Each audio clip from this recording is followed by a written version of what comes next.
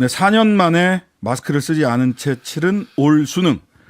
오늘은 수험생들뿐만 아니라 대학 수학능력 시험, 그 수능 자체가 시험 때 오른 날이 아니었나 싶습니다.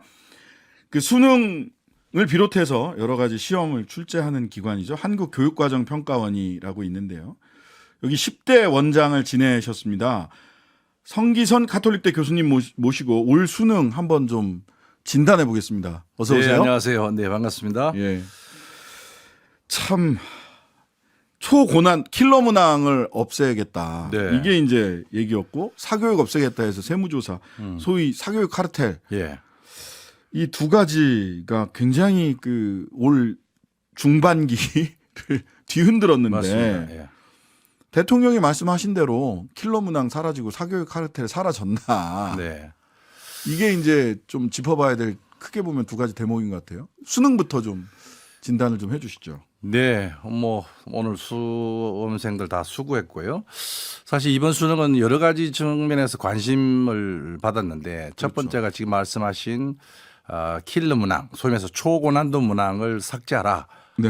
핀셋처럼 제거하라. 이제 이런 지적이 있었고, 그 다음에 이제 그러다 보니까 N수생들이 쉬운 수능이라고 생각하고 늘어났죠. 역대 그 96년 이후로 31%까지 지금 점할 정도로 굉장히 늘어났습니다. 네. 그런 어떤 현상이 있고, 그 다음에 이제 사실은 그 탐구 과목들 특히 이제 탐구 과목 2에 관련돼서 뭐 서울대나 이런 몇 개 학교들이 의무적으로 그 이수를 안 해도 된다라고 해서 교과 과목 선택 과목 간의 이 저 난이도 차이가 더 심한 문제로 되거든요. 그런 네, 것들이 네. 어떻게 출제됐느냐 이런 것들이 이제 관심이 있습니다. 어떻든 뭐 국가 중대사인데 큰 사고 없이 잘 마무리된 것 같아서 한편으로는 다행이고요. 네. 이제 지금부터 이제 이의 신청을 받고 네. 그 이의 신청에 따라서 학생들이 문제 제기하고 그게 만약에 정답에 문제가 있으면 그것들을 수정하고 그래야 되는데 어떻든 지금까지는 기대했던 것보다는 좀 더 안정적으로 유지됐다라고 하는 그런 평가도 내릴 수 있을 것 같습니다. 지금 뭐 댓글들이 막 나오는데 올라오는 것 중에 하나는 불국어 사실 불수능이었다.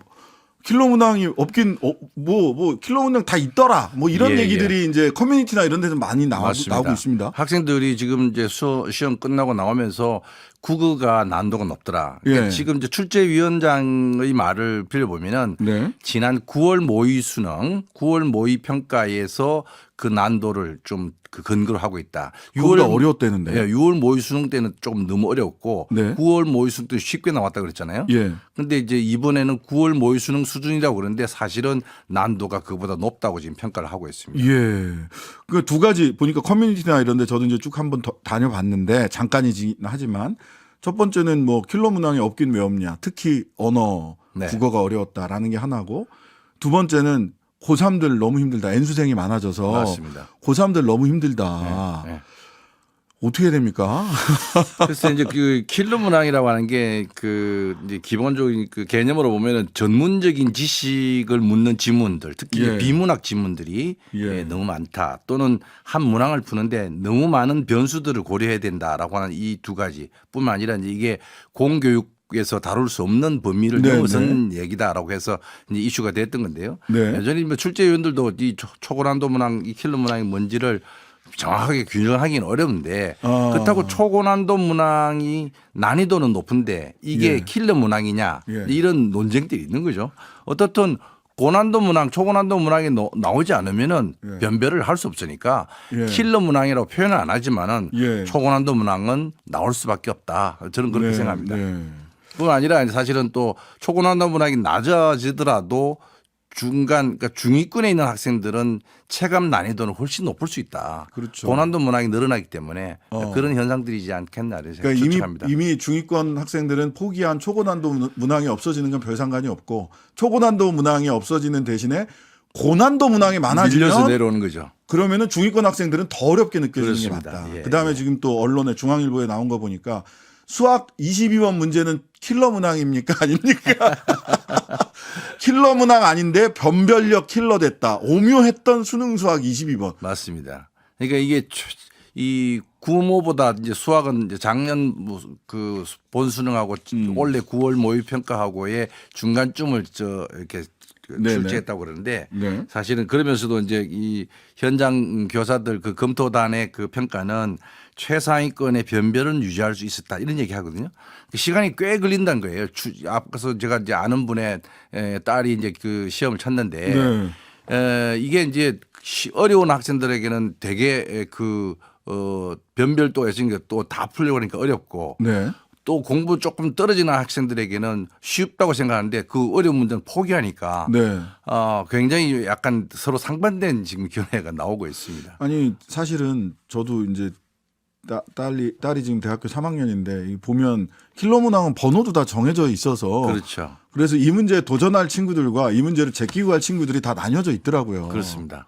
그러니까 이제 사실은 이제 그 초고난도 문항이라고 하는 게 뭐 솔직히 얘기하면 의대라든지 상위권 대학 변별을 위해서 필요하다 이렇게 현실 논리였거든요. 네네. 저도 이제 그런 초고난도 문항을 줄이고 교육과정 정상적인 어떤 운영을 하면은 풀 수 있는 문항으로 가야 된다고 주장을 하지만은 네. 이 교육 이 평가원에서는 그걸 자율적으로 할 수 없고 수능의 원래 성격상 네. 상대 평가라고 하는 그 약점이 있는 거죠. 네.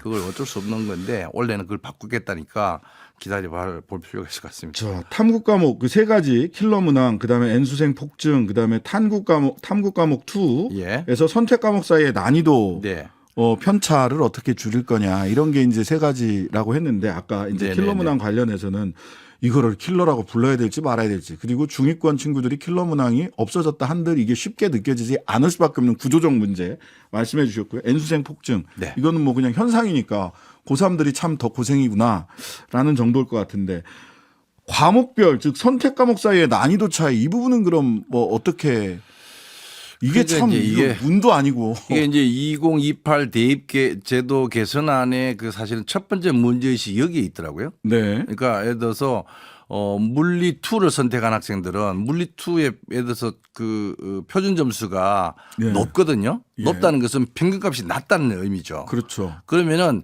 뭐 적절하게 내가 틀리더라도 표준 점수가 높아요. 그런데 만약에 생명과학원이다 이러면 많은 학생들이 응시도 하고 평균값이 높아요. 네. 그럼 제가 잘 쳐도 1등급 오히려 나오기 어려워. 못 친 물리 2보다 표준 점수가 낮을 수가 있다는 거죠. 그렇죠. 이런 부분은 사실은 평가원에서 학생들의 응시 숫자가 또 너무 차이 나고 하니까 네. 조절하기 쉽지 않았는데 네. 뭐 하여튼 그거는 연구 과제라고 저는 생각하는데 지금 현실적으로는 그 차이를 극복하기는 어렵습니다. 지금은. 아. 그러니까 난도를 그래서 응시 학생들의 그 특성을 고려해서 난도를 조절하면서 네. 같이 해야 되는데 이 난도 조절도 어려운 게 지금 이제 N수생이 늘어나다 보니까 9월 모의 수능을 쳤을 때보다 더 많은 N수생이 들어왔거든요. 아, 그렇네. 그러면은 예, 난도의 핵심은 학생 구성 특성을 미리 파악해서 네. 원래 칠 학생들은 대체로 학력 수준이 어느 정도 된다에 맞추어서 육모와 구모의 평가 결과를 가지고 본수능을 출제하거든요. 예. 그런데 사실은 예측치보다 더 많은 N수생이 들어와 버리니까 들어가니까. 특히 N수생들은 사실은 상위권 대학을 진학을 더 해보려고 하는 욕심 때문에 오는 학생들이 많거든요. 그렇죠. 그러다 보면은 지금 현역인 고3 학생들 수준에서는 그 비슷한 성적을 내더라도 밀려나가는 그런 형태가 되니까 그또 지금 얘기한 선택 과목권의 또 이 편차도 조정하기 쉽지 않고 이거는 그러면 구조적인 문제입니다. 예, 교육과정 평가원에서도 N수생들이 몇 명이나 들어올지 사실 이 등록을 다 마감을 해봐야 알 수 있는 거잖아요. 그렇습니다. 예. 근데 이게 말하자면 킬러 문항 없앤다. N수생들이 나 이번에 수능 쉬워지니까 고3들보다 유리하니까 N수 반수를 하자 네. 하고 수가 늘어나고 그 숫자가 늘어나면서 선택 과목별로 이 표준 편차와 평균의 차이를 예상할 수 없는 수준이 돼버리고 그렇죠. 이거 그러니까 이렇게 빨리 급하게 한 방에 이런 거 이 평가 과정이나 평가 방식을 변화시키면 안 된다는 게 여기서도 바로 드러나는 거거든요. 그렇습니다. 그러니까 이게 이제 사실은 뭐 그 오래전부터 이제 문제 지적된 건데 이걸 어떻게 개선할 건가에 대한 고민을 좀 중장기적으로 해야 되는데 네. 갑자기 이제 정치적인 그 영역에서 이 수능 출제에 대해서 압력이 들어와 버리니까 그러니까요. 사실 출제원들도 이번에 굉장히 고생했다고 저는 생각합니다. 출제하시는 분들 뭐 이제 이 뭐 분위기는 좀 들어보셨을 텐데 이거 이렇게 그 소위 사교육 카르텔 때려잡겠다고 해서 출제하러 갔다가 사교육에 이렇게 네. 물론 뭐 문제가 있는 분들도 계시겠지만 그 전체를 막 그다음에 킬러 문항 내면 뭐 농담처럼 압색 당하는 거 아니야? 뭐 이런 네네네. 얘기들이 있으니까 출제위원들을 모아서 출제를 하는 것도 교육과정평가원이 굉장히 힘들었을 것 같아요. 어떻다고 하던가요? 네, 뭐 저도 그런 얘기를 이제 생각을 했는데 실질적으로는 크게 예. 뭐 영향을 받았다고 얘기는 하지 않고요. 네.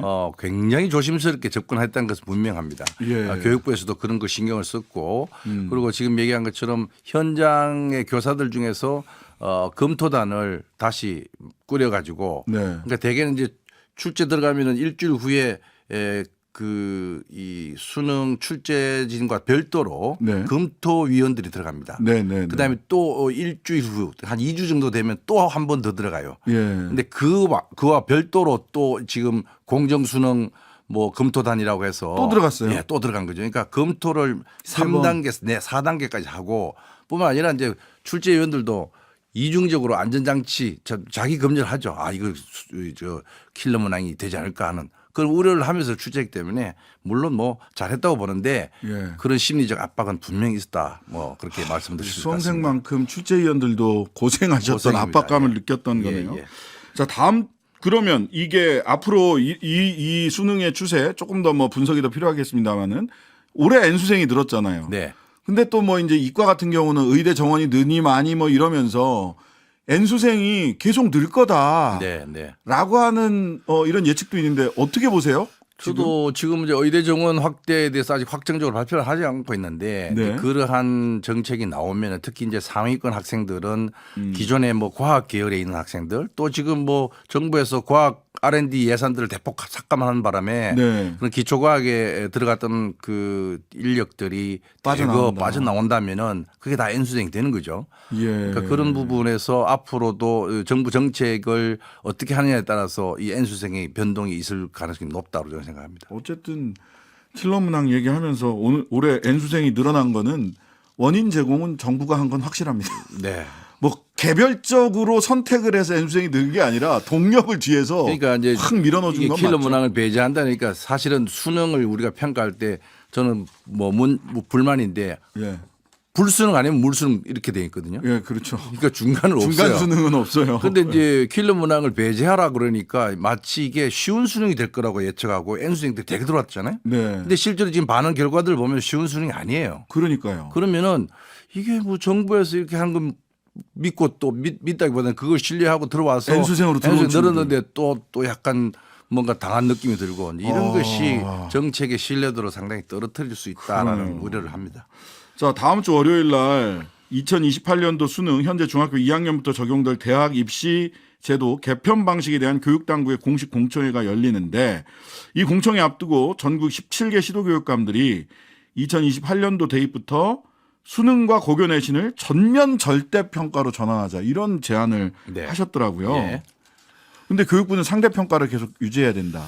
이거 굉장히 큰 논쟁 아닙니까? 아주 절대평가냐 큽니다. 네. 상대평가냐. 예. 제가 지난 10월 10일 날 발표한 교육부의 2028학년도 대입 제도 시안 그 내용을 보고 깜짝 놀랐는데 네. 왜 이 입시 제도를 2028년도 거를 지금 준비해야 되느냐 하면은 첫 번째 그 핵심적인 그 이유는 네. 25학년도부터 네. 고교 학점제라고 하는 교육 과정 자체가 확 바뀝니다. 예. 근데 그것에 첫 적용되는 학생들이 28학년도에 대학 입학 시험 지금 치는데 중2. 그거를 4년 전에 예고를 해야 되거든요. 네. 그러면 이제 고교 학점제 때문에 입시제도를 바꾸라 그랬는데 고교 학점제는 절대평가 방식으로 가야 됩니다. 그렇죠. 왜냐? 예, 예.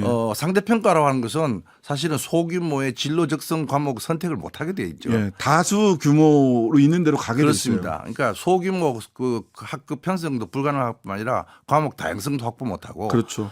그러니까 이제 원래 고교 학점제 발표할 때 1학년은 9등급 상대평가로 그냥 유지하되 예. 2, 3학년 선택 과목을 할 때는 5등급 절대평가를 한다고 확정을 해놨던 거예요. 네, 네. 근데 이거를 이제 다 뒤집어서 5등급 전부 다 상대평가 절대평가 변기한다 그랬는데 거의 상대평가에 해당되고요. 예. 줄 세우는 수능, 거죠. 예. 상대평가는. 수능은 여전히 9등급 상대평가한다. 이러니까 고교 학점제를 안 적용할 맞네. 수가 없는 거예요. 이게 안 맞잖아요. 안 그러면은. 맞습니다. 학사 과정하고 수능 상대평가가 안 맞잖아요, 지금. 그러니까 이제 현장 교사들 80% 이상은 그런 상대평가 반대하고 있고, 그러니까 어. 교육감 협의회에서 들어보니까 이제 심각하니까 예. 그러면은 내신도 절대평가 5등급 원래 원화로 가고 예. 수능의 경우에도 지금 영어와 한국사처럼 절대평가로 가자. 네, 네, 그렇게 네. 해도 문제가 없다. 그리고 네. 그게 미래의 핵심 역량을 길러줘야 되고 소위 말해서 오지선다행에 머물러 있는 이 상황을 조금이라도 개선하려면은